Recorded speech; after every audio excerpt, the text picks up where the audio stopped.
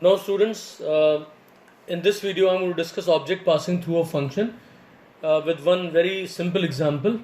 Class is here. Suppose class name is C I've kept, and here I take a data member, a number n. There is a constructor. Its name will be the class name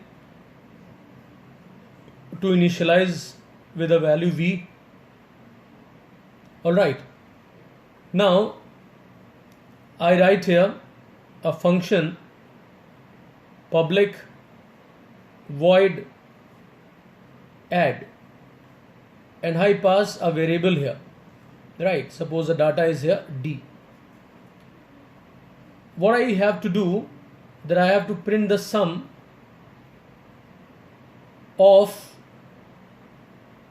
the data member n, which is given here in this class, and the parameter which is passed here. Okay, so here I write n, that is the data member, plus d. So the sum of n and d is going to be there on the screen, so I can put it this way, expression that n plus d. Okay, now I write another format of this public void add, and here I write C. C is what? It is the class name. That means we are passing the object, so we write object, because data type of object is always a class. Now I have to add what?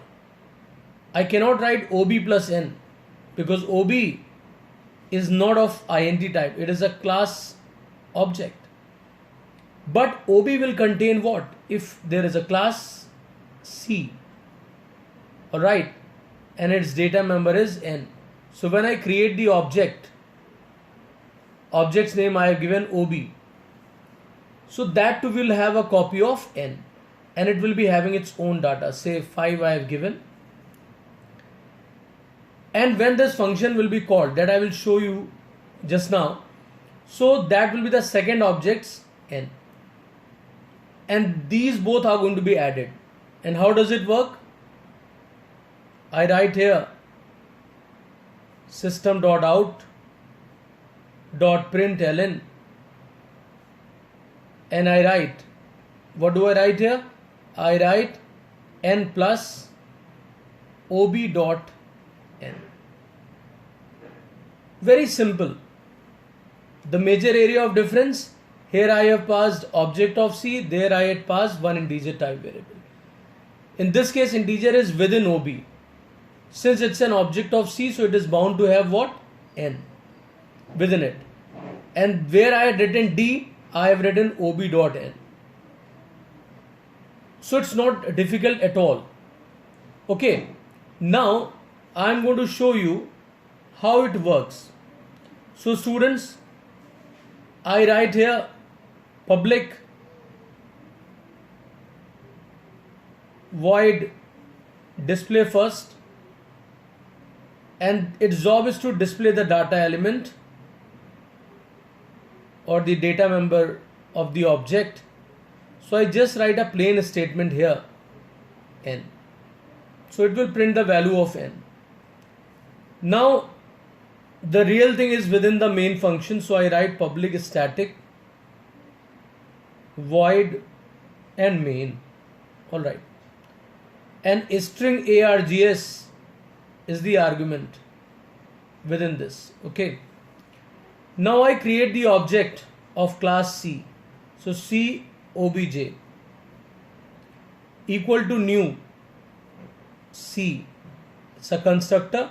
I pass the value 5 here, so that means obj which I have created from this obj, that will contain its own n, and its value will be 5. After that, what do? I try to print what has gone inside the obj. So I write obj dot disp function, so it will display the data, displays what? Value 5. Now I create another object C obj1 equal to new okay, equal to new. So here students, I write this time 50. Now when I write the display statement for this, obj1 dot disp. So what it will display? It will display the data. What output will be 50. Now I have to use this add function. I have to add the data of obj1 and obj. How it can be done? Because two objects are there, so I write obj1 dot add, and in the bracket I pass obj. I can write obj dot add obj1 also. There is no rule for that. You can have it either way, obj dot add obj1, or as it is written here, obj1 dot add obj. Now what will happen here? When the data is added, the output is going to be what? It is going to be 55. Alright, so I hope everybody has understood it well. We close the main function and then we close the class. Now suppose I introduce one more function here, right, for the subtraction. So similarly I can write it here, public void sub, and I have C OB, and here I write system dot out dot println. What to write here? N minus OB dot N. Simple. Here also you can have it inside the one more parenthesis.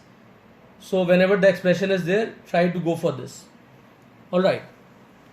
Now students, you can see here I have subtracted public void sub COB and system dot out dot println n minus OB dot N. So you can call here obj1 dot sub, in the bracket you can pass obj, and that will give the difference, right? So for your practice, I want you all to go for this function, public void div to divide.